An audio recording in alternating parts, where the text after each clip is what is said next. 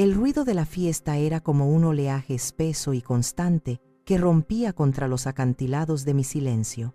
Yo era una isla, una roca solitaria en el rincón menos iluminado del salón, aferrada a un vaso de agua tibia que mis dedos habían calentado durante más de una hora.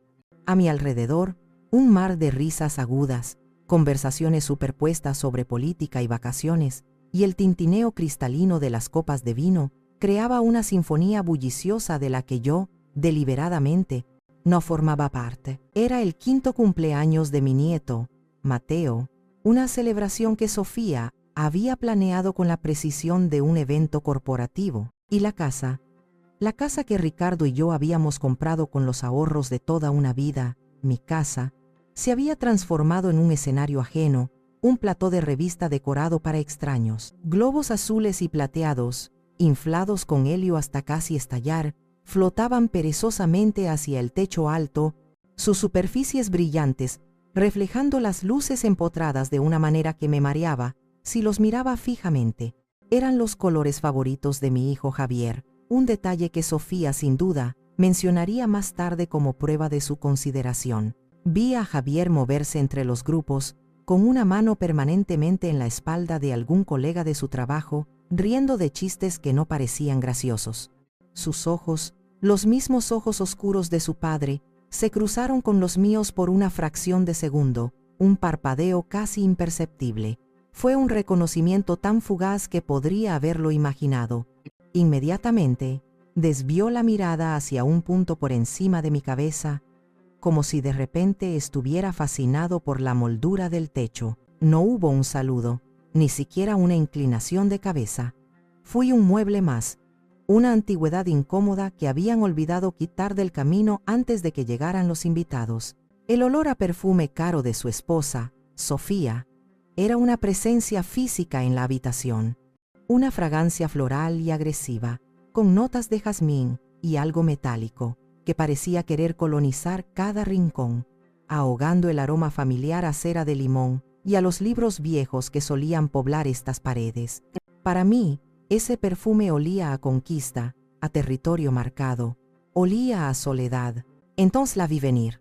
Sofía se deslizaba por la habitación como una reina en su corte, con un vestido de seda color esmeralda que susurraba con cada paso y una sonrisa perfectamente calibrada que nunca, jamás, llegaba a sus ojos. En sus manos, sostenía una bandeja de plata reluciente con los trozos de pastel de cumpleaños ya cortados, perfectamente simétricos, cada uno adornado con una frambuesa. Se detuvo frente a mí, su alta figura proyectando una sombra que me cubrió por completo. «Amalia», dijo, y su voz, un instrumento finamente afinado para sonar falsamente dulce, cortó el murmullo ambiental como un cuchillo afilado. «No te quedes ahí sentada sin hacer nada. Sé útil y sirve a los invitados». No era una petición. Era una orden envuelta en el papel de seda de la cortesía. La bandeja fue empujada hacia mis manos, no con violencia, pero sí con una firmeza que no admitía réplica. Por instinto, mis manos se levantaron y la tomaron. El metal estaba frío, sorprendentemente pesado. Por un momento, el mundo se detuvo. El estruendo de la fiesta se convirtió en un zumbido sordo y distante en mis oídos. Vi la sonrisa triunfante en los labios de Sofía, una pequeña curva de satisfacción que duró apenas un segundo, pero que se grabó en mi memoria. Busqué desesperadamente la mirada de Javier, que estaba a unos metros de distancia, hablando con el padre de uno de los amiguitos de Mateo. Él vio la transacción. Lo sé porque su sonrisa vaciló. Pero entonces encontró algo increíblemente fascinante en el patrón de la alfombra persa. Desvió la cara. En ese instante, sentí como el recuerdo de mi difunto esposo, Ricardo, el hombre cuyo rostro solía ver reflejado en el de mi hijo, se desvanecía por completo, como una fotografía expuesta a la luz. El chico que corría a mis brazos cuando se raspaba la rodilla, el joven que me traía flores en mi cumpleaños, había sido reemplazado por este hombre cobarde que no podía sostenerle la mirada a su propia madre mientras era humillada. Mis manos temblaron, no por el peso del pastel, sino por el peso aplastante de la humillación. Me levanté sintiendo cómo mis rodillas de 68 años protestaban con un crujido sordo. Caminé de grupo en grupo, ofreciendo el pastel con una sonrisa petrificada en mi rostro. Gracias, decían algunos, sin mirarme, tomando un plato y un tenedor, asumiendo que yo era parte del servicio de catering que Sofía había contratado. Una mujer incluso me pidió que le trajera otra servilleta. Nadie me llamó por mi nombre. Para ellos, yo era invisible, una sirvienta anónima. Cuando la bandeja estuvo finalmente vacía, la llevé a la cocina. La dejé sobre la encimera de granito negro que Sofía había instalado el año pasado, reemplazando la cálida y gastada madera que Ricardo y yo habíamos elegido juntos. No me detuve, no me permití dudar. Caminé con paso firme por el pasillo, tomé mi bolso del perchero y abrí la puerta principal. La fría noche de octubre me recibió como una vieja amiga, su aliento helado una caricia en mis mejillas encendidas. El aire fresco llenó mis pulmones, limpiando el perfume sofocante de Sofía y el olor a derrota. Di un paso, luego otro, cruzando el césped que mis propias manos habían cuidado durante 40 años. Nadie gritó mi nombre, nadie salió a detenerme. La puerta se cerró a mi espalda con un suave clic, un sonido insignificante que selló una vida entera de sacrificios. Con el vacío en el pecho, nació una resolución de acero. No volvería, no así. Conduje sin rumbo fijo, con las luces de la ciudad difuminándose a través de las lágrimas que finalmente me permití derramar. No eran lágrimas de tristeza, sino de una rabia fría y lúcida. Las calles familiares por las que había conducido durante décadas se sentían extrañas, como si pertenecieran a la vida de otra persona. Cada semáforo en rojo era una pausa para respirar hondo, para intentar calmar el temblor furioso de mis manos sobre el volante. No tenía un destino, solo la necesidad imperiosa de alejarme de esa casa que ya no se sentía como un hogar, sino como el escenario de mi propia sumisión. Los recuerdos de la fiesta se repetían en mi mente como una película en bucle. La mirada vacía de Javier, la sonrisa cortante de Sofía, las manos anónimas tomando platos de pastel de mi bandeja. Cada recuerdo era un golpe, un recordatorio de lo invisible que me había vuelto. Pasé por delante del parque donde solía llevar a Javier a jugar, por la vieja heladería donde celebrábamos sus buenas notas. Eran fantasmas de una vida que ya no existía. Después de lo que pareció una eternidad, vi un letrero de neón parpadeante que titilaba en la oscuridad. Motel El Descanso. Estaba en una carretera secundaria, un lugar anónimo y olvidado entre un taller mecánico y un campo sin cultivar. Perfecto. Aparqué el coche en un lugar mal iluminado y entré en la pequeña oficina. El aire olía a café quemado y a ambientador de pino. El hombre de la recepción, con una camisa manchada, apenas levantó la vista de su crucigrama. Una habitación para una noche, dije, mi voz sonando ronca y desconocida incluso para mí. Pagué en efectivo. No quería dejar rastro. La llave de plástico, con el número 207 grabado, se sentía pesada y significativa en mi mano mientras subía al segundo piso por una escalera exterior de metal que crujía bajo mis pies. La habitación olía a cloro y a un leve toque de desesperación rancia, pero estaba impecablemente limpia. La colcha de flores sintéticas era áspera. La moqueta de color indefinido estaba gastada por miles de pasos anónimos, pero el cerrojo de la puerta funcionó con un clic satisfactorio y rotundo. Giré la cadena de seguridad. Clic. Por primera vez en años, sentí que tenía el control absoluto de mi propio espacio, por pequeño y deprimente que fuera. El olor a desinfectante, que a otros les parecería desagradable, para mí fue el aroma de la libertad. Me senté en el borde de la cama, que se hundió bajo mi peso con un gemido de los muelles. Dejé que el silencio de la habitación me envolviera. Era un silencio diferente al de mi rincón en la fiesta. Este no era un silencio de exclusión, sino un lienzo en blanco, un espacio vacío que podía llenar con mis propios pensamientos. Abrí mi bolso, un viejo bolso de cuero que Ricardo me había regalado en nuestro 20º aniversario, y busqué entre pañuelos, recibos arrugados y caramelos de menta. Saqué 2 cosas. La primera era una vieja foto de Ricardo, tomada en la playa de Veracruz un verano de hacía mucho tiempo. Tenía la sonrisa fácil y los ojos llenos de una luz que nunca vi en nadie más. Acaricié su rostro en el papel gastado, sintiendo los bordes doblados.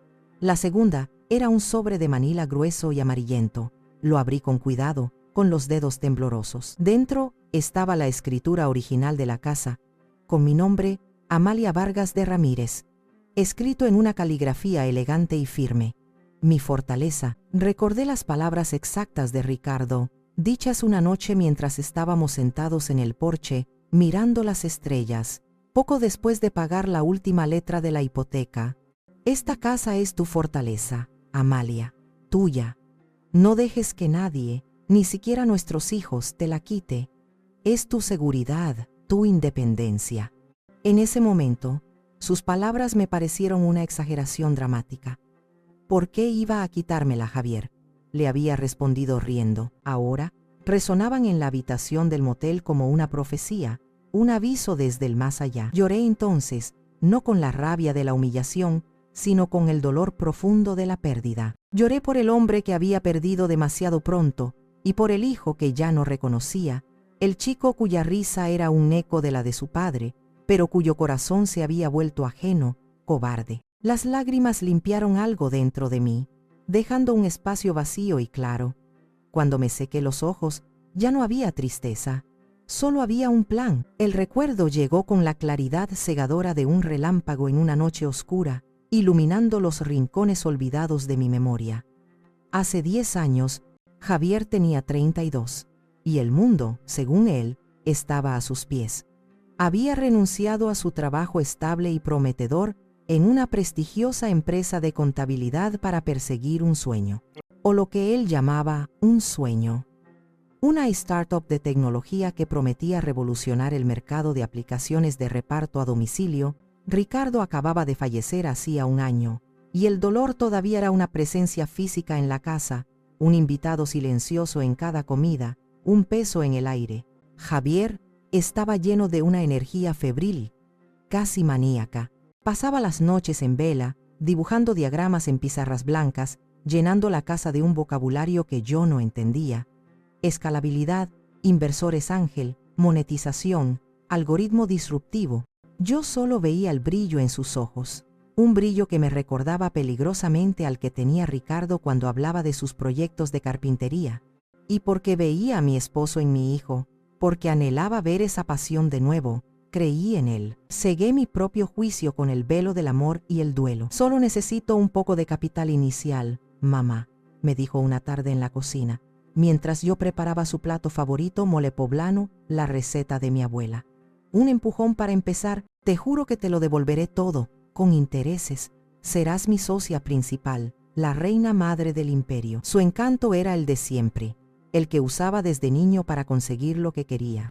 Le di mis ahorros, el dinero del seguro de vida de Ricardo, que yo había guardado celosamente para mi vejez, para tener una jubilación sin preocupaciones. No fue suficiente. Los gastos iniciales, el alquiler de una oficina, los sueldos de 2 programadores, eran mayores de lo que había previsto.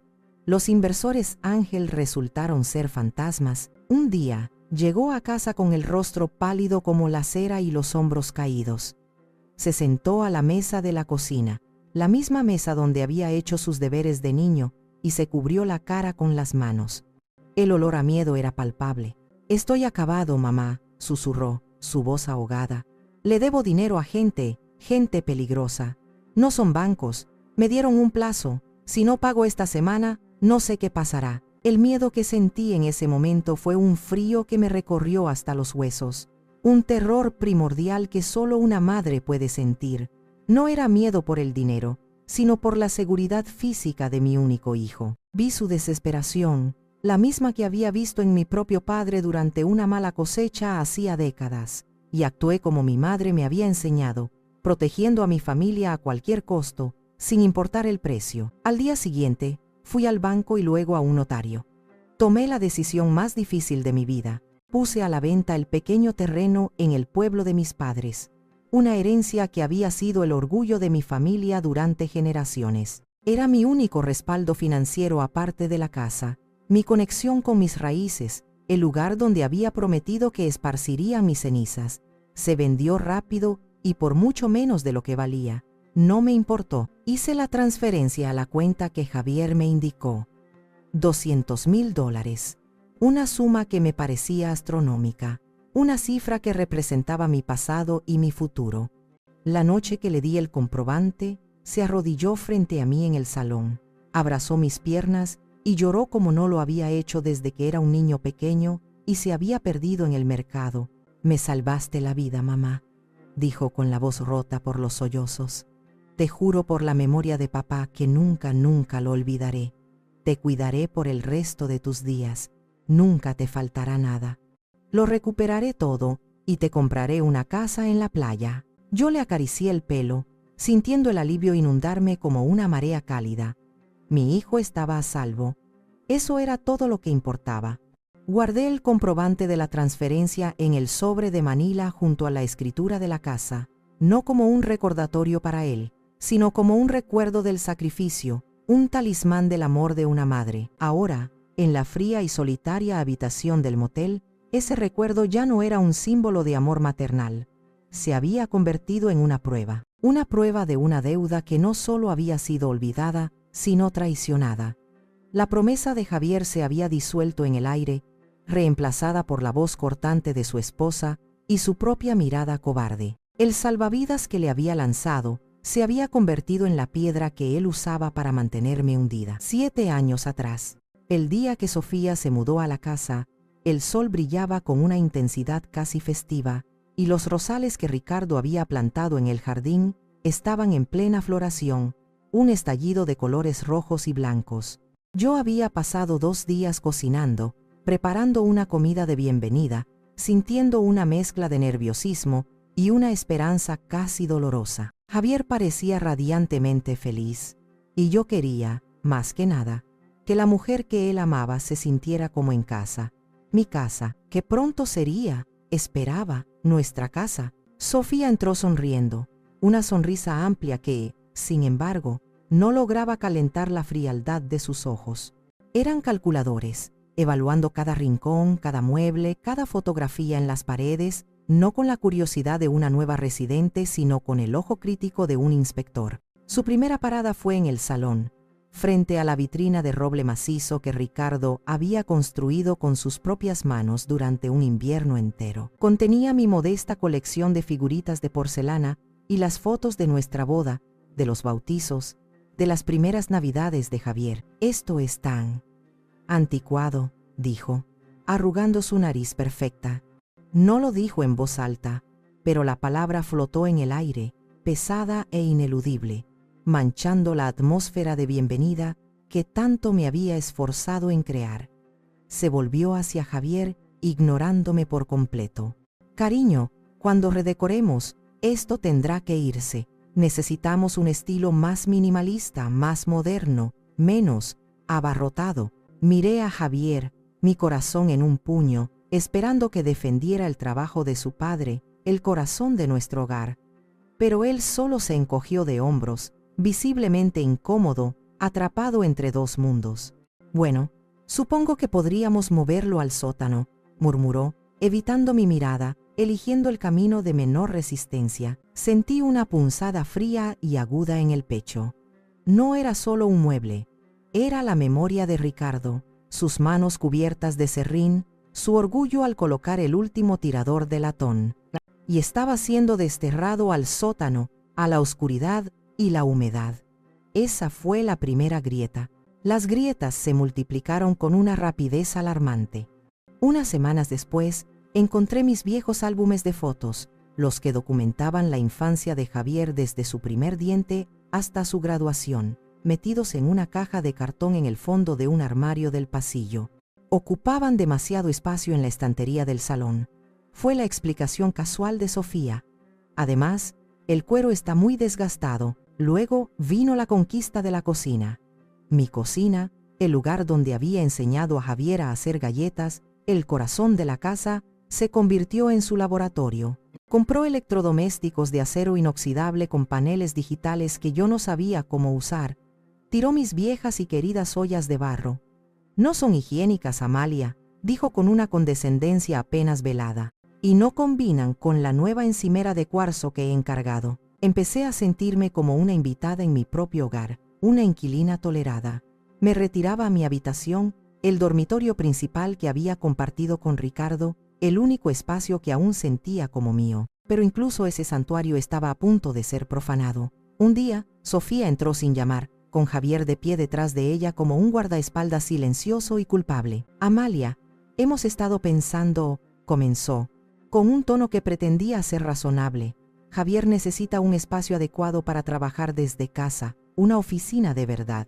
Y como esta es la habitación más grande después de la nuestra, y tiene la mejor luz, hemos decidido que te mudes al cuarto de huéspedes. Es más acogedor, de todos modos». El cuarto de huéspedes. Una habitación pequeña, con una ventana que daba a la pared de ladrillo del vecino. El lugar donde guardábamos las maletas y la ropa fuera de temporada, no era acogedor, era un exilio. Miré a Javier, una súplica silenciosa en mis ojos. «Mamá, es solo temporal», dijo, aunque ambos sabíamos que era una mentira descarada. «Será mejor para todos. Necesito concentrarme en mi trabajo». Esa noche, mientras trasladaba mis cosas, mis libros, las fotos de Ricardo, la ropa que aún olía a él, a esa pequeña habitación, comprendí la verdad en toda su brutalidad. No estaba perdiendo una habitación, estaba perdiendo mi lugar en la familia, en la historia de esa casa. Sofía no estaba redecorando, estaba borrando sistemáticamente mi existencia de ella, centímetro a centímetro, recuerdo a recuerdo. Y mi hijo, el hombre por el que había sacrificado mi seguridad financiera, se lo estaba permitiendo. Todo por una vida más cómoda y sin conflictos. La casa seguía siendo legalmente mía, pero mi hogar había sido conquistado. Los años que siguieron a mi exilio al cuarto de huéspedes fueron una lección magistral y dolorosa sobre el arte de volverse invisible. Aprendí a caminar de puntillas por mi propia casa, a que mis pasos no hicieran crujir las tablas del suelo.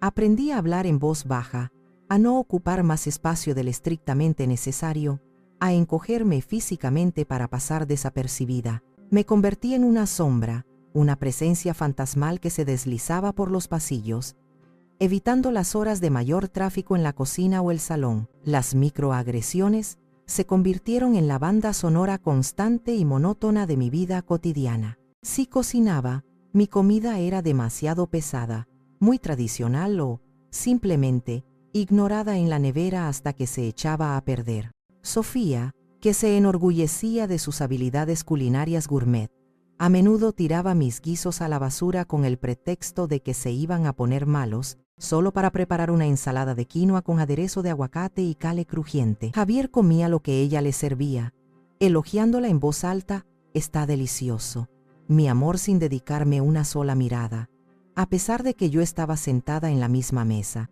Las fotos familiares que colgaban en las paredes fueron reemplazadas gradualmente, en un proceso tan sutil que al principio apenas me di cuenta. Las imágenes de la infancia de Javier, de nuestros viajes familiares a la playa, desaparecieron una a una. En su lugar, aparecieron retratos profesionales de Javier, Sofía y más tarde el pequeño Mateo. Eran una familia perfecta, una trinidad sagrada en la que yo no tenía cabida. Si un amigo de la familia venía de visita y preguntaba por mí, la respuesta estándar de Sofía era: «Oh, Amalia está descansando en su cuarto.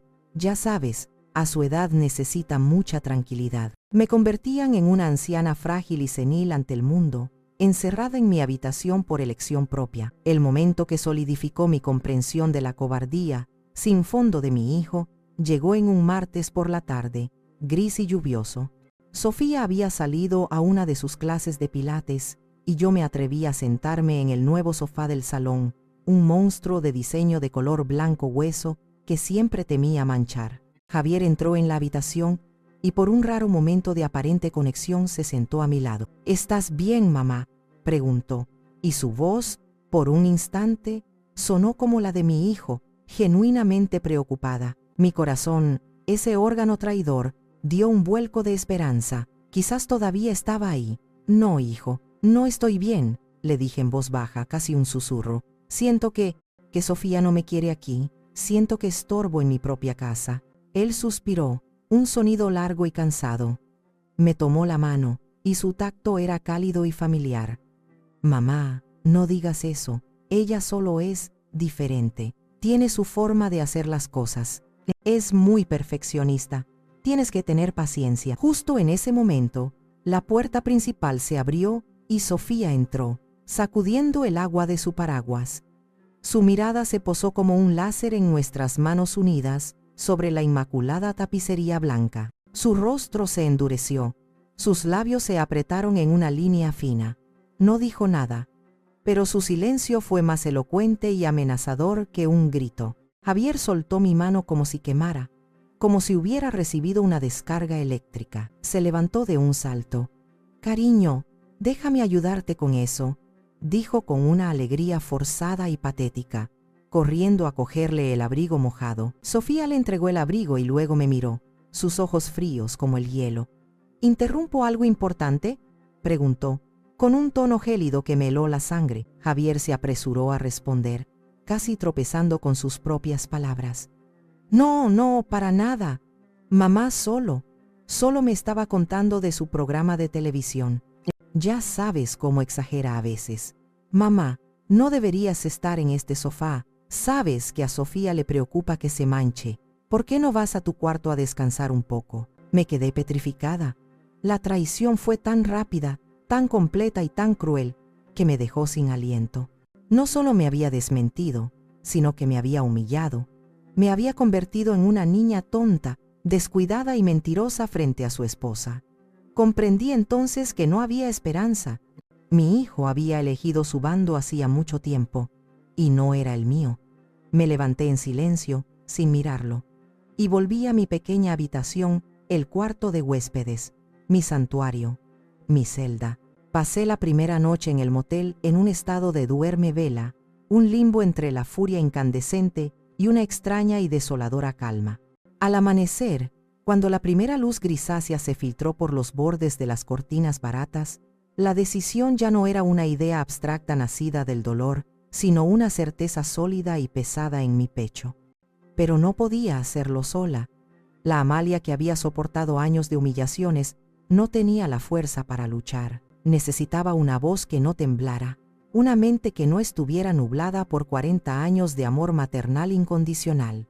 Necesitaba a Elena. Elena y yo éramos amigas desde la preparatoria, cuando compartíamos sueños y secretos en los pupitres de madera. Habíamos celebrado nuestras bodas con vestidos casi idénticos. Habíamos llorado la pérdida de nuestros esposos con pocos años de diferencia, pero el duelo nos había afectado de manera distinta. Mientras yo me había encogido, buscando refugio en los recuerdos, Elena se había vuelto más fuerte, más afilada, como el acero templado al fuego. Era un roble desafiando al viento, mientras yo era un sauce llorón doblado por la tormenta. Marqué su número con los dedos todavía entumecidos por el frío de la habitación. Respondió al segundo tono, su voz siempre reconocible. «¿Amalia? ¿Qué pasa? Son las 7 de la mañana», dijo, su voz ronca por el sueño pero instantáneamente alerta, como un animal guardián. Y entonces todo salió. Las palabras brotaron de mí como un torrente, una presa que finalmente se rompía tras años de presión insoportable. Le conté lo del pastel, describiendo la sonrisa de Sofía y la mirada evasiva de Javier. Le conté lo del cuarto de huéspedes, lo de los muebles de Ricardo desterrados al sótano, lo de la traición en el sofá blanco. Lloré, me enfurecí, susurré, mi voz quebrándose una y otra vez. Elena escuchó en silencio al otro lado de la línea, sin interrumpir, sin ofrecer consuelos vacíos, simplemente dejando que el veneno saliera. Cuando terminé, un pesado silencio llenó la línea. Por un momento, un miedo irracional me atenazó. Temí que ella también pensara que estaba exagerando, que era una vieja dramática. «Ese malnacido», dijo finalmente, y su voz era un gruñido bajo y peligroso. Y esa arpía de su esposa. «Amalia, escúchame bien, esto se acabó hoy, no mañana, hoy». «No sé qué hacer, Elena», sollocé, sintiéndome pequeña e indefensa. «Es mi hijo». «No, no es tu hijo», replicó ella, y su furia era un bálsamo, un fuego que calentaba mi alma helada. «Es un hombre de 42 años que ha permitido que su esposa te trate como basura en tu propia casa. Basta, Amalia. ¿Vas a dejar que te traten como un felpudo hasta el día de tu muerte?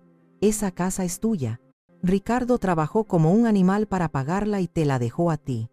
¿Vas a dejar que su memoria sea pisoteada de esta manera? Sus palabras me golpearon con la fuerza de una bofetada, una sacudida necesaria para despertar de mi letargo. Tenía razón. No solo me estaba faltando al respeto a mí misma, estaba traicionando a Ricardo, a su amor, a su último deseo de protegerme. Tengo un nombre para ti, continuó Elena, su tono ahora práctico y decidido, el de una generala planeando una batalla. Licenciado Ramírez. Es un tiburón con traje. No se anda con tonterías. Lo usé para el testamento de mi esposo. Es caro, pero vale cada maldito centavo. Te voy a enviar su número ahora mismo. Llama, ahora. No cuelgues conmigo y lo pienses. Llama en cuanto colguemos. ¿Me oyes, Amalia? Prométemelo. Te oigo, dije, mi voz un poco más firme. Te lo prometo. Bien. Y Amalia, escucha, estoy orgullosa de ti por haberte ido. Fue lo más valiente que has hecho en años. Ahora termina el trabajo. Colgamos. Un segundo después, mi teléfono vibró con el mensaje de texto de Elena. Allí estaba, licenciado Alejandro Ramírez, seguido de un número. Mi corazón latía con fuerza, una mezcla de terror y una euforia salvaje. Era el punto de no retorno, con la voz de mi amiga resonando en mis oídos, dándome la fuerza que no sabía que tenía. Marqué el número. La voz de la secretaria fue profesional y distante. Expliqué brevemente mi situación. Me dio una cita para esa misma tarde. Cuando colgué el teléfono me sentí diferente. La sombra que había vivido en mi interior durante años comenzaba a retroceder, dejando paso a una pequeña pero intensa llama de determinación. Iba a luchar. Por mí, por Ricardo, por mi hogar. La oficina del licenciado Ramírez estaba en el corazón del distrito financiero, en un edificio de cristal y acero que parecía diseñado para intimidar a los mortales comunes. El interior era un mundo de silencio, mármol pulido y el suave zumbido del aire acondicionado. El propio Ramírez era un hombre de unos 50 años, con el pelo plateado peinado hacia atrás y unos ojos agudos y penetrantes que parecían ver a través de mí, directamente a mis miedos y a mi determinación. No era un tiburón, como había dicho Elena. Era más bien un halcón, tranquilo, observador y mortalmente preciso. Me hizo pasar a su despacho, una habitación con una pared de cristal que ofrecía una vista panorámica de la ciudad. Me ofreció agua, café, té, rechacé todo. Quería mantener la cabeza despejada. Le conté mi historia, esta vez sin lágrimas, sin titubeos. Presenté los hechos con la claridad metódica de una bibliotecaria organizando su catálogo. Le mostré la escritura de la casa. Le hablé de la deuda de Javier, aunque le dije que por ahora eso quedaría entre nosotros como un arma secreta. Quería que mi primer movimiento fuera sobre la propiedad, sobre el principio, no sobre el dinero. Él escuchó pacientemente, sin tomar notas, simplemente observándome, asintiendo de vez en cuando. Cuando terminé, juntó las yemas de sus dedos, formando una pirámide. Señora Vargas, dijo. Su voz era calmada y autoritaria, una voz acostumbrada a ser escuchada. Legalmente, su posición es inexpugnable. La casa es suya. Su hijo y su esposa son, en términos legales, inquilinos sin contrato que no pagan alquiler y que además la han sometido a un trato que roza el abuso emocional. Tenemos varias vías de acción, desde una orden de desalojo inmediata hasta una negociación de venta forzosa. Pero sugiero que empecemos con algo sutil, un primer disparo de advertencia. En la guerra, no siempre es sabio mostrar toda tu artillería al principio. ¿Qué sugiere exactamente, licenciado?, pregunté, agradecida por su enfoque estratégico. Una carta, dijo. Una notificación formal de mi bufete dirigida a ambos, a don Javier Ramírez y a doña Sofía de Ramírez. No será agresiva. Simplemente solicitará, en un lenguaje muy técnico y aburrido, una aclaración sobre el estatus de ocupación de la propiedad registrada a nombre de Amalia Vargas. Es un lenguaje neutral, burocrático, pero el membrete de Ramírez y asociados, abogados, y el tono legalista les hará entender que esto no es una queja familiar que puedan ignorar. Esto es serio. Esto tiene consecuencias. Me pareció perfecto. No un grito de rabia, sino un susurro helado en medio de su fiesta. Una demostración de que el juego había cambiado de reglas y que yo, ahora, tenía al jugador más fuerte de mi lado. La carta fue enviada por correo certificado al día siguiente. Me pasé la tarde en mi habitación de motel, imaginando la escena con una claridad casi cinematográfica. Sofía, revisando el correo con su habitual desdén, probablemente esperando un catálogo de alguna tienda de lujo o la factura de su tarjeta de crédito. Vería el sobre oficial, pesado, con el membrete grabado. Frunciría el ceño. Lo abriría con un abrecartas de plata, sus ojos escaneando rápidamente el texto. Su sonrisa arrogante se desvanecería, reemplazada por una máscara de incredulidad y luego de furia pura. Imaginé a Javier llegando del trabajo, cansado, aflojándose la corbata. Ella le pondría la carta en la cara, su voz un siseo agudo. ¿Qué demonios es esto, Javier? Tu madre nos ha enviado un abogado. Y entonces, puntualmente a las 7 de la tarde, mi teléfono empezó a sonar. Primero Javier. Dejé que sonara hasta que saltó el buzón de voz. No dejó mensaje. 5 minutos después, Sofía. Su nombre en la pantalla me produjo una oleada de poder frío y satisfactorio. Rechacé la llamada. Volvieron a llamar, alternándose, una y otra vez, como niños caprichosos. Cada llamada no contestada era una pequeña victoria, un ladrillo más en el muro de mi nueva independencia. Mi silencio, el mismo silencio con el que me habían castigado durante años, se había convertido en mi arma más poderosa. Les estaba devolviendo su propia medicina, servida en el plato helado de la ley. Ya no era la sombra en el rincón, era la tormenta que se acumulaba en el horizonte, y ellos acababan de sentir las primeras gotas de lluvia. En la soledad de mi habitación de motel, por primera vez en mucho tiempo, sonreí. Después de un día entero de llamadas incesantes y una avalancha de mensajes de texto que iban desde la confusión perpleja, «Mamá, ¿qué significa esta carta? Llámame», hasta la agresión directa, «No puedes hacernos esto, Amalia, es nuestra casa». Mi teléfono finalmente se quedó en silencio. Supuse que, tras la histeria inicial, estaban replegándose para planear su próximo movimiento. No esperaba que ese movimiento viniera de mi propia sangre, de la única persona en el mundo, aparte de Elena, en la que creía poder confiar. Mi hermana menor, Isabella, me llamó al día siguiente.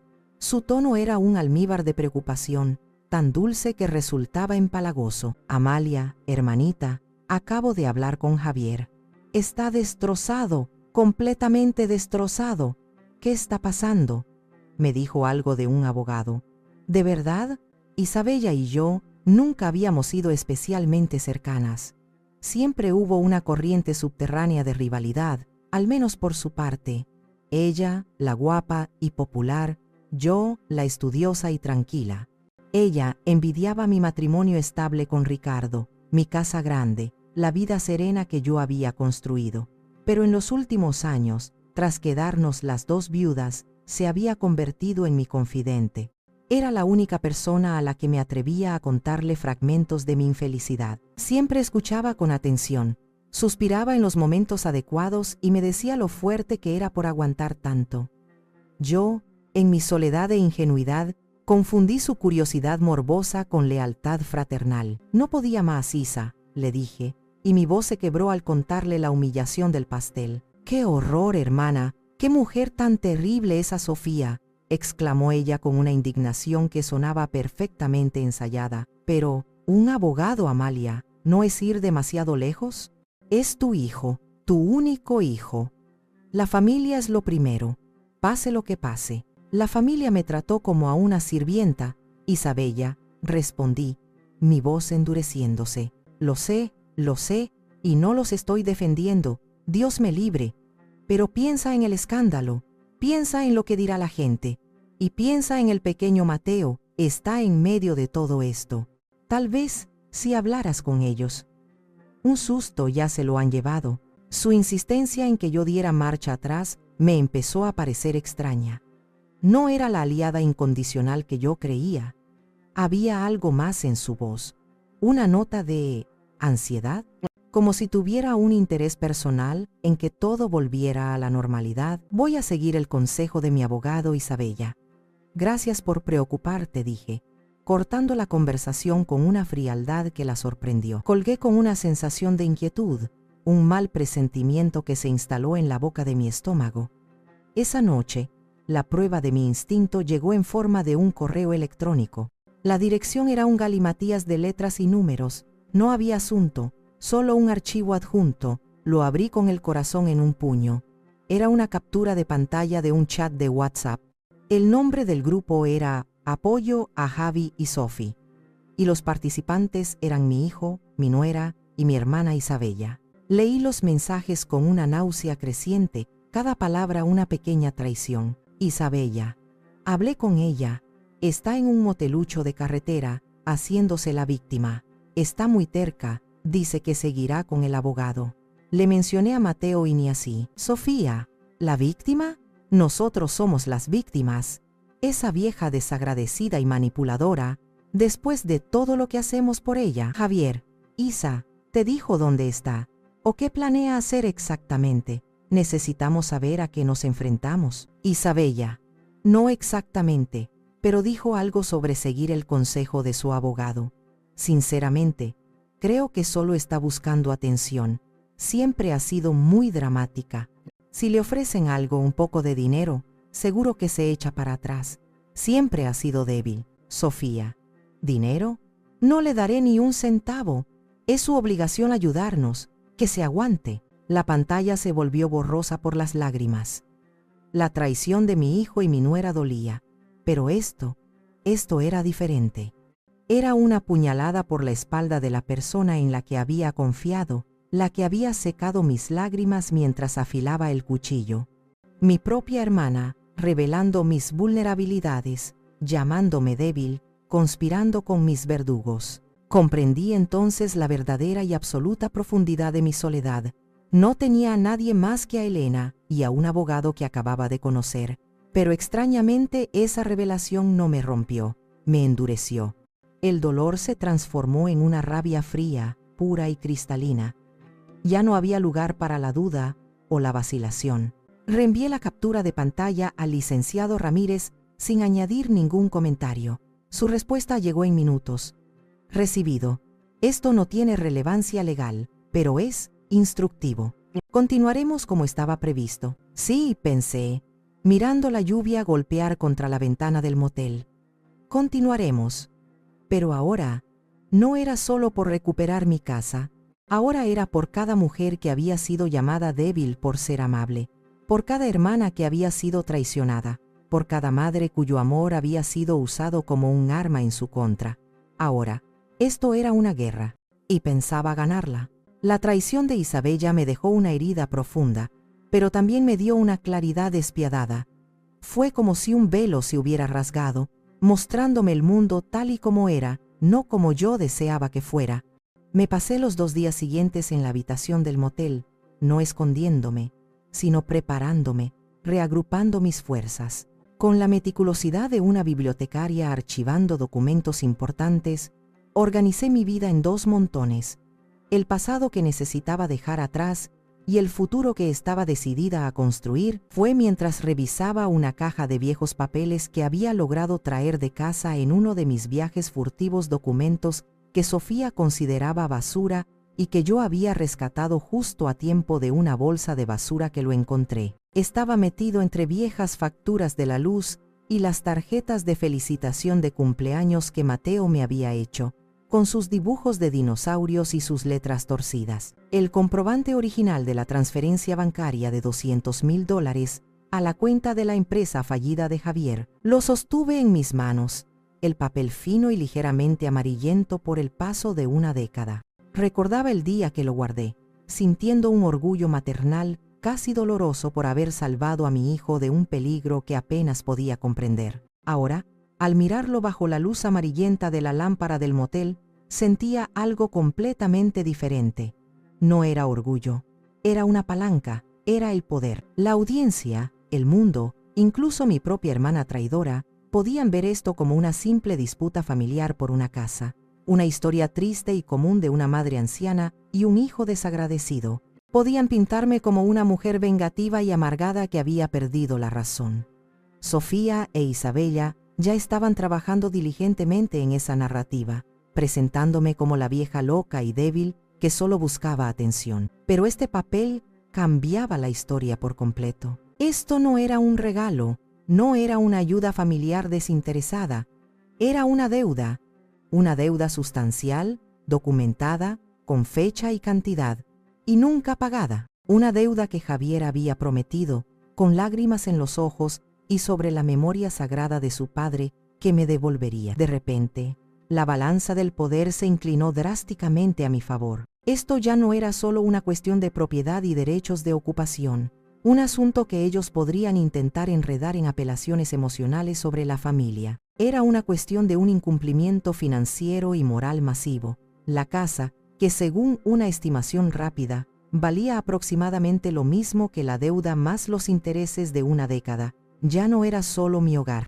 era la garantía tácita de esa deuda olvidada. Me di cuenta de que tenía en mis manos un as bajo la manga, una carta que podía destruir por completo su defensa de hijos abnegados que cuidan de su anciana madre. Podía demostrar, con pruebas irrefutables, que lejos de cuidarme, me debían una fortuna que yo nunca había reclamado, no por debilidad, como decía mi hermana, sino por amor, por compasión, por una lealtad que no había sido correspondida. Llamé a un licenciado Ramírez. Licenciado, tengo algo que creo que debería ver, le dije, mi voz tranquila y controlada. Le envié una foto clara del documento. Hubo una pausa más larga de lo habitual en la línea. Pude imaginarlo al otro lado, ampliando la imagen, sus agudos ojos de abogado procesando la información. Señora Vargas, dijo finalmente, y pude oír una nueva nota de genuino respeto en su voz. Esto lo cambia todo. Esto no es un disparo de advertencia, es un cañón. Nos da una ventaja abrumadora. Podemos usarlo para forzar una venta, para reclamar el dinero, para negociar desde una posición de poder absoluto. Las opciones son enormes. Lo sé, respondí. Pero no quiero que lo use todavía. Guárdelo. Espere. Quiero que ellos sigan creyendo que solo se trata de la casa. Quiero que sigan subestimándome, que sigan pensando que soy la vieja débil. Cuando llegue el momento de la confrontación cara a cara, yo le diré cuándo jugar esta carta. Hubo otra pausa. Como usted desee, señora Vargas, dijo el abogado.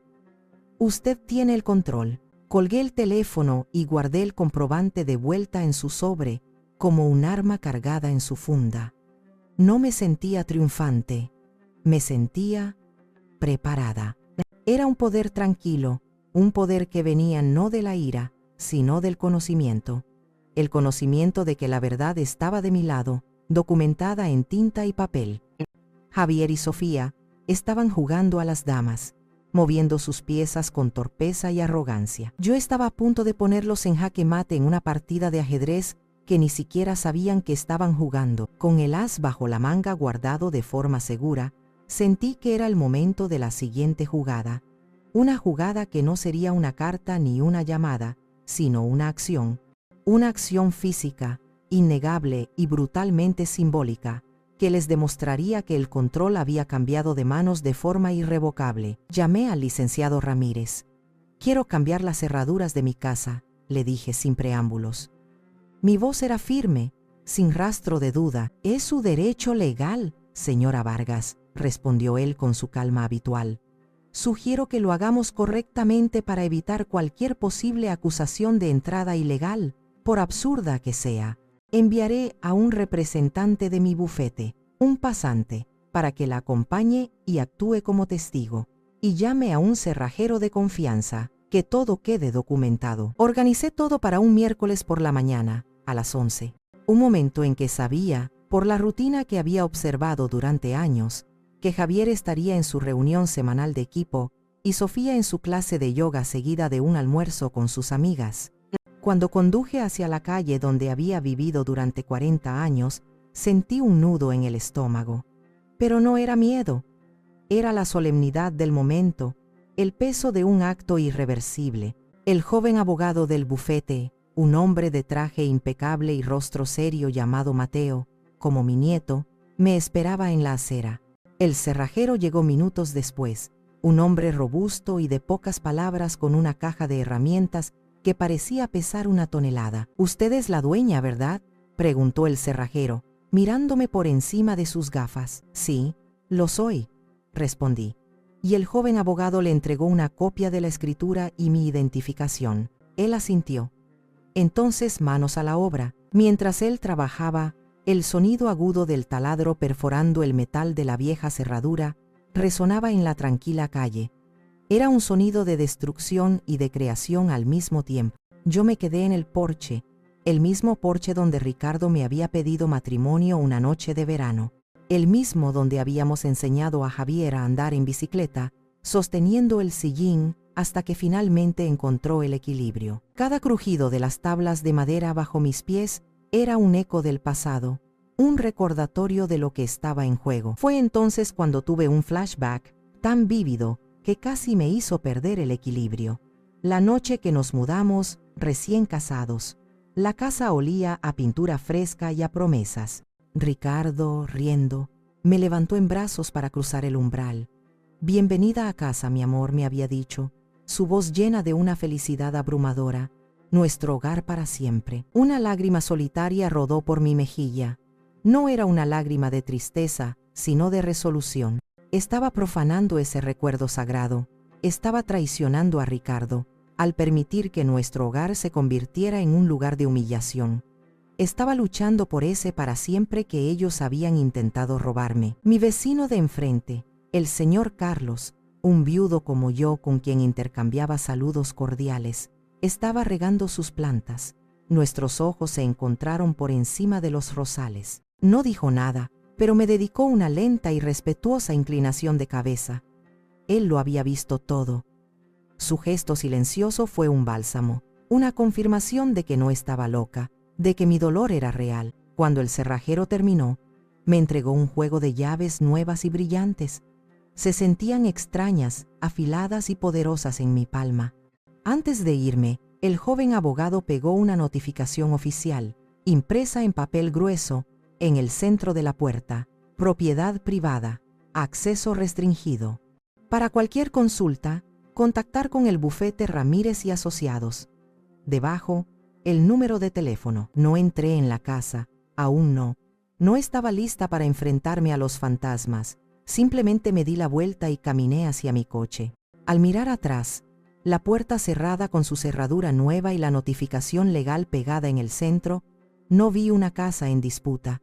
Vi el primer muro de mi nueva fortaleza. La reacción al cambio de cerraduras fue, como esperaba, volcánica. Mi teléfono, que había estado relativamente tranquilo, estalló en una erupción de notificaciones. Los mensajes de Javier eran una mezcla de pánico y una incredulidad casi infantil. «Mamá, no podemos entrar en casa. ¿Has cambiado la cerradura? Esto tiene que ser un error». Los de Sofía eran pura furia, una serie de insultos y amenazas apenas coherentes escritos en mayúsculas, salpicados de signos de exclamación. «Estás loca. Nos has dejado en la calle. Esto es ilegal. Te vamos a demandar hasta dejarte sin nada». Leí sus mensajes con una calma glacial, como un científico observando una reacción química predecible.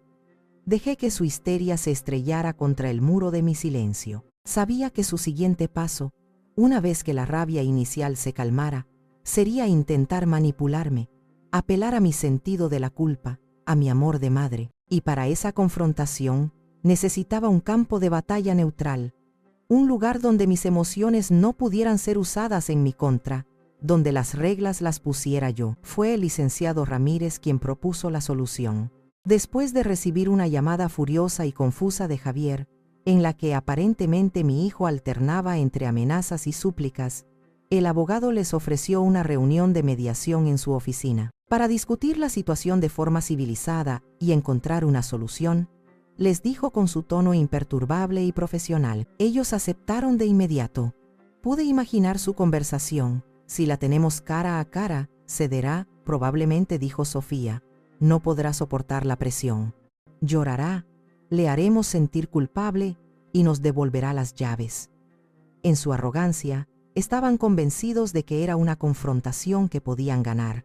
No sabían que estaban caminando directamente hacia una trampa cuidadosamente preparada. El día de la reunión, elegí mi atuendo con el cuidado de un general preparando su uniforme para la batalla. No quería parecer ni rica ni pobre, ni agresiva ni sumisa.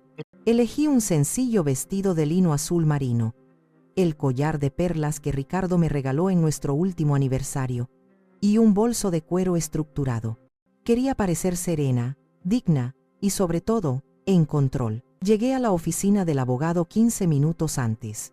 Él me recibió personalmente y me condujo a una imponente sala de conferencias con una larga mesa de caoba que brillaba bajo las luces y una vista panorámica de la ciudad. ¿Está lista, señora Vargas?, preguntó, sus ojos agudos estudiando mi rostro. Sí, licenciado. Estoy lista, respondí, y mi voz no tembló. Coloqué mi bolso sobre la mesa y saqué la carpeta de Manila. Dentro, solo había 2 documentos, una copia de la escritura y el comprobante de la transferencia de $200,000. Javier y Sofía llegaron puntuales, una tormenta de energía negativa entrando en la habitación. Javier parecía demacrado, con ojeras profundas bajo los ojos. Sofía, por otro lado, estaba impecablemente vestida con un traje de chaqueta color crema, una armadura de elegancia y poder. Su rostro era una máscara de indignación controlada. Se sentaron frente a mí, al otro lado de la ancha mesa de caoba. La distancia se sentía como un abismo infranqueable. El licenciado Ramírez comenzó la reunión con formalidades legales, explicando el propósito del encuentro. Pero Sofía no tenía paciencia para eso. Lo interrumpió con un gesto de la mano. «Vamos a dejarnos de tonterías legales, por favor», dijo, su voz afilada como un estilete. «Amalia, no sé qué juego estás jugando, pero ha ido demasiado lejos.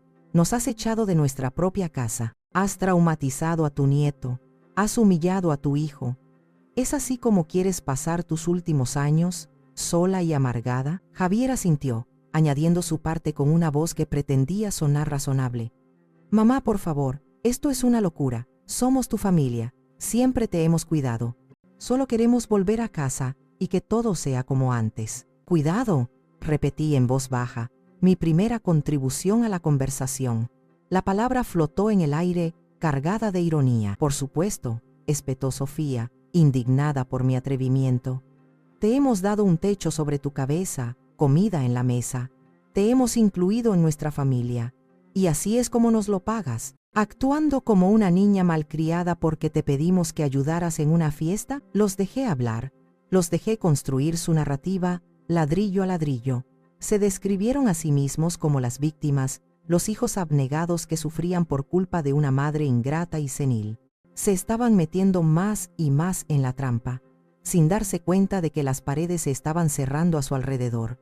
Yo permanecí en silencio, mi rostro una máscara de calma, esperando el momento perfecto para actuar. Dejé que se ahogaran en sus propias mentiras. Sofía terminó su discurso con un floreo dramático, un suspiro de exasperación que sugería que mi comportamiento era una carga insoportable para su alma generosa y paciente. Javier la apoyaba con asentimientos solemnes, como un acólito confirmando las palabras de su suma sacerdotisa. Se hizo un silencio expectante en la sala. Ambos me miraban fijamente, sus ojos exigiendo mi capitulación, mis disculpas, mis lágrimas. Esperaban que la vieja Amalia, la que siempre cedía, resurgiera y pusiera fin a esta tontería. Me tomé mi tiempo. El silencio era mi aliado. Abrí lentamente la carpeta de Manila que había colocado sobre la mesa. Mis movimientos eran deliberados, tranquilos, cada gesto diseñado para aumentar la tensión. Saqué el primer documento, la copia de la escritura de la casa, y la deslicé con suavidad por la superficie pulida de la caoba, hasta que se detuvo justo frente a ellos. «Esta casa», dije, y mi voz llenó la sala, clara y firme, sin un ápice de temblor, «es mía, legal, total y exclusivamente mía. Ustedes han vivido en ella por mi cortesía, no por su derecho». Sofía soltó una risa burlona, un sonido feo y forzado. «¿Y qué? ¿Crees que no lo sabíamos? Es la casa familiar. Es el deber de un hijo cuidar de su madre, y es el deber de una madre proveer para su familia. Es el orden natural de las cosas. Hablemos de deberes, respondí, manteniendo mi mirada fija y helada en la de Javier. Él empezó a removerse incómodo en su silla, su fachada de hombre razonable comenzando a agrietarse. Con el mismo movimiento lento, saqué el segundo documento de la carpeta, el comprobante de la transferencia bancaria de hacía 10 años. El papel parecía frágil, casi insignificante, pero su contenido era devastador. Lo deslicé sobre la mesa de la misma manera, colocándolo justo al lado de la escritura, como dos piezas de un rompecabezas mortal. Antes de hablar de deberes, Javier, dije, mi voz bajando un tono, volviéndose más personal, más incisiva, cargada con el peso de una década de silencio, hablemos de deudas. Javier miró el papel. Vi el momento exacto en que lo reconoció. Fue como ver un edificio derrumbarse en cámara lenta. El color desapareció de su rostro, dejándolo con una palidez cerosa y enfermiza. Sus ojos se abrieron de par en par, una mezcla de shock, pánico y una vergüenza abyecta. Su boca se abrió ligeramente, como un pez fuera del agua, pero no salió ningún sonido. Sofía, impaciente y ajena a la bomba que acababa de estallar, agarró el papel. «¿Qué es esto?», espetó. Lo leyó. Una vez, 2 veces. Sus cejas se fruncieron en confusión, y luego levantó la vista hacia su esposo, una pregunta furiosa formándose en sus ojos. ¿$200,000? ¿Qué significa esto, Javier? ¿Qué es esta transferencia? Javier no podía responder. Parecía que le habían arrancado el aire de los pulmones, que su esqueleto se había disuelto, así que respondí por él, convirtiéndome en la narradora de su historia secreta. Significa, dije, dirigiéndome a Sofía, pero sin apartar la vista del rostro descompuesto de mi hijo, que hace 10 años, salvé a tu marido de la ruina absoluta. Pagué sus deudas de juego y de negocios fallidos vendiendo la tierra que heredé de mis padres. $200,000 que él juró, por la memoria sagrada de su padre, que me devolvería, una deuda que convenientemente ha olvidado. El silencio que siguió fue absoluto, denso, pesado como una losa. La máscara de arrogancia de Sofía se resquebrajó, revelando la confusión y la furia que había debajo. Miró a Javier. Luego a mí, luego de nuevo a Javier. La narrativa que habían construido con tanto cuidado, la de la madre desagradecida y el hijo abnegado, se había derrumbado en un instante, reducida a cenizas por un trozo de papel amarillento. Así que no me hablen de deberes, continué, mi voz ahora cortante como el hielo. No me hablen de proveer. Yo he proveído, yo he cumplido con mi deber, y más allá, la pregunta aquí no es qué me deben ustedes a mí como madre. La pregunta, Javier, es qué me debes como deudor. Y la respuesta es todo. Javier finalmente encontró su voz. Un susurro ahogado y patético. Mamá, yo iba a pagarte. Te lo juro. ¿Cuándo, Javier?, pregunté, y por primera vez, dejé que una década de dolor y decepción se filtrara en mi voz. ¿Cuándo pensabas pagarme? ¿Antes o después de dejar que tu esposa me tratara como a una sirvienta en mi propia casa? ¿Antes o después de llamarme exagerada y mentirosa delante de ella? Dime, ¿cuándo? No hubo respuesta. El jaque mate había sido declarado, y el rey estaba desnudo, temblando en medio del tablero. La revelación de la deuda había destrozado su frente unido. Sofía miraba a Javier con una mezcla de furia y desprecio. ¿Deudas de juego?, siseó en voz baja. Una pregunta cargada de futuras recriminaciones y de la humillación de haber sido engañada. Javier ni siquiera la miró. Sus ojos estaban fijos en la mesa, en los 2 papeles que representaban la demolición de su vida, de su mentira. El licenciado Ramírez, que había permanecido como un observador silencioso y satisfecho, eligió ese momento para intervenir. Su voz era tranquila, pero tenía el peso del granito, el peso de la victoria. Dada la situación, comenzó, y considerando la deuda pendiente documentada, además del hecho irrefutable de que mi clienta es la única propietaria de la residencia, tenemos una propuesta para resolver este asunto de la manera más eficiente posible. Sofía se irguió en su silla, en un último y patético intento de recuperar el control. ¿Una propuesta? La única propuesta que aceptaremos es que nos devuelvan las llaves de nuestra casa y que Amalia se disculpe por este circo. El abogado la ignoró por completo, como si fuera un ruido de fondo sin importancia, y se dirigió a mí. Señora Vargas, ¿cuál es su decisión final? Toda la sala se giró hacia mí. Era mi momento. El poder que me habían quitado durante años, gota a gota, estaba de vuelta en mis manos y se sentía pesado, sólido y justo. Respiré hondo, no para calmarme, sino para saborear el aire de la libertad. Mi decisión es esta, dije, mi voz resonando con una autoridad que no sabía que poseía. La casa será puesta en venta de inmediato. El mercado es favorable, y mi abogado me informa que podemos esperar una venta rápida. Un grito ahogado escapó de los labios de Sofía. Javier levantó la cabeza, sus ojos llenos de una desesperada incredulidad, como un niño al que le dicen que la Navidad ha sido cancelada para siempre. No, no puedes hacer eso, mamá, balbuceó. Es nuestro hogar, es donde creció Mateo. Todos nuestros recuerdos están allí. Era mi hogar, Javier.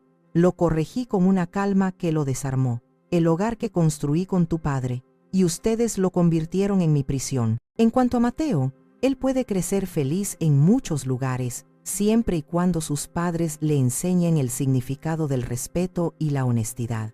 Una lección que ustedes, claramente, necesitan aprender. Continué, exponiendo los términos de mi decisión como si estuviera leyendo un veredicto judicial.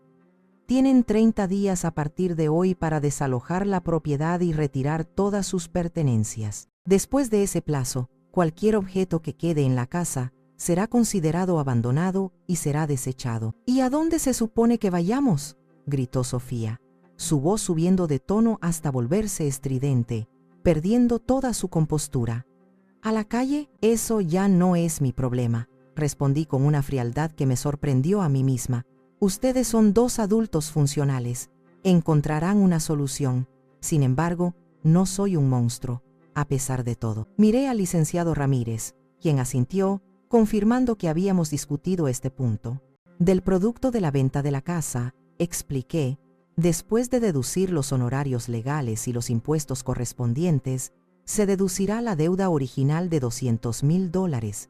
Del resto, si es que queda algo, les daré una pequeña suma, $10,000. Hice una pausa para que el golpe surtiera efecto. No por obligación legal, continué, sino como un acto final de desvinculación, un pago para que salgan de mi vida para siempre. Era el golpe de gracia. No solo les estaba quitando la casa, sino que estaba reclamando la deuda que habían ignorado, y cualquier posible ganancia de la venta sería mía por derecho. El pequeño remanente que les ofrecía era casi un insulto, una limosna que subrayaba su completa y absoluta derrota, reduciéndolos de señores de la casa a receptores de mi caridad. Sofía se levantó de un salto, su rostro enrojecido por la rabia. No te saldrás con la tuya. Lucharemos contra esto. Tenemos derechos. El licenciado Ramírez sonrió por primera vez, una sonrisa fina y sin alegría, la sonrisa de un depredador que ha acorralado a su presa. Le deseo suerte con eso, señora. Estarían luchando contra una escritura legal, un comprobante de deuda y el hecho de que no tienen ningún derecho legal sobre la propiedad. Sería un suicidio financiero, pero por supuesto, son libres de intentarlo. La pelea abandonó a Sofía como el aire de un globo pinchado. Se desplomó en su silla, derrotada. Javier simplemente se quedó allí, un hombre roto, la encarnación de la ruina. La reunión había terminado. Me levanté, tomé mi bolso y mi carpeta, y caminé hacia la puerta sin mirar atrás. No había nada más que decir. Los 30 días siguientes fueron un torbellino de actividad silenciosa por mi parte, y de caos ruidoso y desesperado por la suya. La casa se puso en venta, y como había previsto el abogado, recibió una oferta por encima del precio de venta casi de inmediato por parte de una joven pareja ansiosa por empezar una familia en el barrio. Firmé los papeles preliminares en la impoluta oficina de Ramírez, sintiendo una extraña mezcla de tristeza y liberación. Mientras tanto, yo me instalé en un pequeño apartamento de alquiler en una zona tranquila de la ciudad, un lugar temporal que, con solo un par de cajas y mis libros, ya se sentía más como un hogar que la casa grande y fría que había dejado atrás. Desde la distancia, a través de las actualizaciones esporádicas de Elena, que a su vez las obtenía de un vecino chismoso, me enteré del rápido y espectacular desmoronamiento de la vida de Javier y Sofía. La presión financiera, la humillación pública de tener que buscar un apartamento de alquiler y la pérdida de su estatus social fueron la gota que colmó el vaso de su ya frágil matrimonio, construido sobre cimientos de apariencias y conveniencia. Aparentemente, la revelación de la deuda de $200,000, especialmente la parte de las deudas de juego que yo había mencionado, una pequeña exageración estratégica por mi parte, ya que eran deudas de negocios, pero igualmente vergonzosa, fue una bomba atómica en su relación. Sofía, cuya identidad y autoestima estaban intrínsecamente ligadas a la apariencia de riqueza y éxito, no podía soportar la idea de que su marido no solo fuera un fracasado que dependía del dinero de su madre, sino también un mentiroso que le había ocultado una parte tan oscura y humillante de su pasado. Sus discusiones, según el vecino, se oían por toda la calle mientras empaquetaban sus vidas en cajas. Se culpaban mutuamente con una virulencia que revelaba años de resentimiento acumulado. Sofía lo acusaba de ser un cobarde débil y un niño de mamá que había arruinado sus vidas. Javier, finalmente liberado de la necesidad de apaciguarla, la acusaba de ser una mujer materialista, superficial y cruel que lo había alejado de su madre y lo había convertido en un títere. La verdad probablemente estaba en un punto intermedio, pero la verdad ya no importaba. Al final, con mis $10,000 de caridad como único colchón, se vieron obligados a alquilar un pequeño apartamento en un barrio mucho menos prestigioso, al otro lado de la ciudad.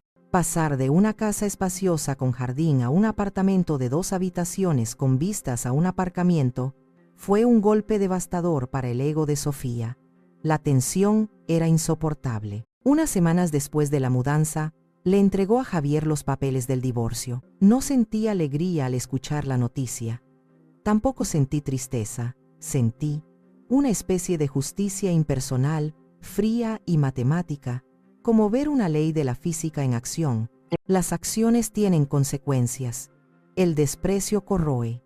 Las mentiras destruyen. Su matrimonio no se había roto por mi intervención. Yo simplemente había retirado el pilar de mi sacrificio y mi silencio que lo mantenía artificialmente en pie. Sin mí como chivo expiatorio y como recurso financiero silencioso, su relación se derrumbó bajo su propio peso tóxico. Javier se quedó solo en ese pequeño apartamento, lidiando con un divorcio contencioso, una deuda moral impagable y la pérdida de todo lo que había dado por sentado. Sofía, por su parte, se fue a vivir con una amiga, probablemente ya escaneando el horizonte en busca de su próximo objetivo, un hombre que pudiera proporcionarle el estilo de vida que sentía que merecía. El pequeño Mateo, el inocente en medio de todo este desastre, estaba atrapado entre 2 padres rotos y resentidos, y esa fue la única parte de la historia que me causó un dolor genuino y punzante. Una vez que la venta de la casa se cerró definitivamente y los fondos fueron transferidos a mi cuenta, sentí como si un peso que había llevado durante una década, un peso hecho de dinero, secretos y resentimiento, finalmente se hubiera levantado de mis hombros. Después de pagarle al licenciado Ramírez sus bien merecidos y sustanciosos honorarios y de reservar la cantidad de la deuda original en una cuenta separada, me quedé con una suma de dinero que garantizaba mi seguridad y tranquilidad por el resto de mi vida. Era una libertad que no había sabido que anhelaba. La primera decisión que tomé con mi nueva independencia fue encontrar un hogar de verdad. No quería una casa grande. Ya había aprendido que las paredes grandes pueden convertirse en una prisión.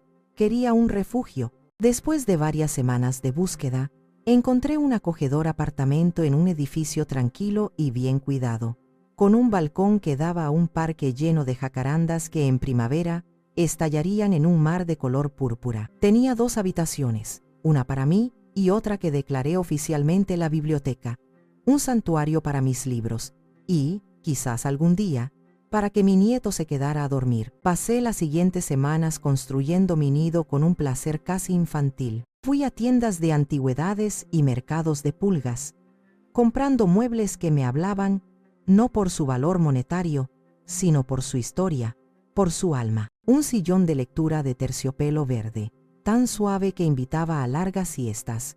Una pequeña mesa de madera con las marcas circulares de tazas de té de generaciones pasadas. Llené las paredes con mis viejas fotografías, las de Ricardo sonriendo en la playa, las de un Javier sonriente y de dientes de leche montando su primera bicicleta. Rescaté la vitrina de roble del sótano de la vieja casa antes de la venta y la coloqué en un lugar de honor en mi nuevo salón, llenándola de nuevo con mis figuritas de porcelana, que parecían respirar aliviadas. Mi amiga Elena venía a menudo, trayendo café y pasteles, y su risa sonora llenaba el apartamento. Nos sentábamos en mi pequeño balcón, hablando durante horas, riendo como no lo habíamos hecho en años. «Pareces 10 años más joven, Amalia», me dijo un día, mientras observaba cómo la luz del sol jugaba en mi pelo, ahora completamente plateado, y era verdad. Me sentía más ligera, más viva, como si hubiera mudado una piel vieja y pesada. Me inscribí en un club de lectura en la biblioteca local, volviendo a mi primer amor, las historias. Conocí a otras mujeres de mi edad, viudas, divorciadas, mujeres con sus propias historias de resiliencia y supervivencia. Formamos un pequeño grupo, las Indomables, nos llamábamos en broma. Nos apoyábamos mutuamente, compartíamos cenas, íbamos al cine. Redescubrí la alegría de la amistad femenina, una camaradería sólida y sin juicios que había perdido en el aislamiento de mi vida anterior. Una tarde, mientras caminaba por el parque frente a mi edificio, me encontré con mi antiguo vecino, el señor Carlos. Se quitó el sombrero al verme, un gesto de una cortesía casi olvidada. «Señora Vargas, qué alegría verla tan bien», dijo con una sonrisa tímida. Quería decirle, bueno, quería disculparme. Durante años, desde mi ventana, vi cómo la trataban. Vi su tristeza. Y no dije nada. No hice nada, y me he sentido culpable por ello. Sus palabras me conmovieron profundamente. «No tiene por qué disculparse, Carlos. Usted no hizo nada malo», le aseguré. «Pero un hombre decente debería hablar contra la injusticia, por pequeña que sea», insistió. «Solo quiero que sepa que me alegro de que haya encontrado la paz. Se lo merece». Esa breve conversación significó más para mí de lo que él podría imaginar. Fue una validación, una confirmación externa de que mi dolor había sido real, visible. No había estado loca, no había exagerado. Esa noche, sentada en mi sillón de terciopelo verde, con el suave resplandor de una lámpara iluminando las páginas de un libro y una taza de té de manzanilla humeando a mi lado, me sentí completamente en paz. El silencio en mi apartamento no era vacío. Estaba lleno de mis elecciones, mis recuerdos, mi serenidad. Por primera vez en mucho tiempo, estaba en casa. Pasaron varios meses. El ritmo de mi nueva vida se asentó en una rutina agradable y tranquila. Las mañanas eran para leer en el balcón, las tardes para mis paseos por el parque o las reuniones del club de lectura, y las noches para la calma y la reflexión. Había encontrado un equilibrio que nunca creí posible. Y entonces, una tarde de sábado, cuando el sol comenzaba a teñir el cielo de naranja, sonó el timbre. Mi corazón, a pesar de todo, dio un vuelco. Solo había una persona que vendría sin avisar. Al mirar por la mirilla, confirmé mis sospechas. Era Javier. Estaba solo. Se veía más delgado, más viejo. La arrogancia que había adoptado bajo la influencia de Sofía había desaparecido por completo, reemplazada por una profunda fatiga en sus ojos, una tristeza que parecía haberse instalado en sus huesos. Dudé un momento. Una mano en la cadena de seguridad. Una parte de mí quería ignorarlo, proteger mi paz recién encontrada. Pero otra parte, la madre que nunca moriría del todo, vio al niño perdido en el rostro del hombre. Abrí la puerta. Se quedó en el umbral, sin atreverse a entrar, como un extraño. «Hola, mamá», dijo, su voz apenas un susurro. Yo no respondí, simplemente esperé, dejándole el espacio para que dijera lo que había venido a decir. «Yo», comenzó, tragando saliva, sus ojos sin encontrar los míos. No he venido a pedir nada, ni dinero, ni que me dejes volver. Sé que he perdido ese derecho, solo quería decir que lo siento. Las lágrimas brotaron de sus ojos, lágrimas silenciosas y amargas que rodaban por sus mejillas sin que él hiciera ningún esfuerzo por ocultarlas. Lo siento mucho, mamá. Fui un cobarde, fui un mal hijo. Dejé que pasara, día tras día, y no hay una sola mañana en que no me despierte odiándome por ello. Tenías razón en todo, y yo lo arruiné. Lo arruiné todo. Era la disculpa que había anhelado oír durante años, la que había ensayado en mi mente 1000 veces. Pero ahora que la escuchaba, no sentí la oleada de triunfo que había imaginado. Sentí una profunda y abrumadora tristeza por el hombre roto que estaba frente a mí, el hijo que yo había criado para ser fuerte y honorable. Lo sé, Javier, dije suavemente, y después de una larga pausa, le hice un gesto para que entrara. Se sentó en el borde de uno de mis sillones nuevos, luciendo fuera de lugar en mi pequeño santuario de paz, como una pieza de un pasado doloroso. Me contó de su vida en los últimos meses, el divorcio finalizado, la soledad aplastante del apartamento vacío, la dificultad de ver a Mateo solo los fines de semana, la lucha por reconstruir su carrera desde cero después de que su reputación se viera afectada. No se quejó, no culpó a nadie más que a sí mismo, simplemente relató los hechos, las consecuencias directas de sus propias acciones y omisiones. Cuando terminó, me miró, y por primera vez vi en sus ojos la vulnerabilidad del niño que había sido. ¿Crees que algún día podrás perdonarme? Miré por la ventana, hacia las jacarandas del parque, sus ramas desnudas esperando la primavera. El perdón no es un interruptor que se enciende y se apaga, hijo. Es un camino largo y difícil, y es un camino que tenemos que recorrer. Pero las cosas nunca volverán a ser como antes. No pueden serlo y no deben serlo. Establecí mis límites, con amabilidad pero con una firmeza inquebrantable que había aprendido a un alto costo. Podía visitar a Mateo en mi casa, para que el niño tuviera un espacio neutral y tranquilo, lejos de las tensiones. Podíamos hablar por teléfono de vez en cuando, pero la vieja dinámica de madre abnegada e hijo dependiente había muerto para siempre. Él tendría que aprender a valerse por sí mismo, a ser el hombre que su padre siempre había esperado que fuera. Él asintió, aceptando mis términos con una humildad que nunca antes le había visto. Cuando se fue, me sentí extrañamente ligera. No había recuperado a mi hijo, no al que idealizaba en mis recuerdos, pero tal vez, solo tal vez, había empezado a conocer al hombre en el que, con suerte, se estaba convirtiendo. Esa noche, me senté en mi balcón, con una taza de té caliente entre las manos, mirando las luces de la ciudad parpadear como estrellas caídas. Pensé en el largo viaje que había recorrido, desde la sombra invisible en una fiesta hasta la mujer que era ahora, dueña de su vida y de su paz. La lección había sido dura, brutal, pero invaluable. Pasé toda una vida construyendo un hogar para mi hijo. Al final, descubrí que el hogar más importante que debía construir, el único que nadie podría quitarme jamás, era mi propia paz y mi dignidad.